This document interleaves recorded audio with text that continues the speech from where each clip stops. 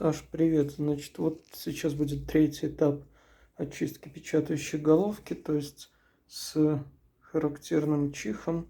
Ну, послушай, то есть все, теперь появился этот звук.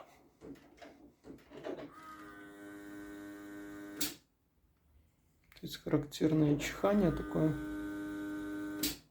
Это говорит о том, что воздушные каналы теперь герметичны. В принципе, проблема твоя решена.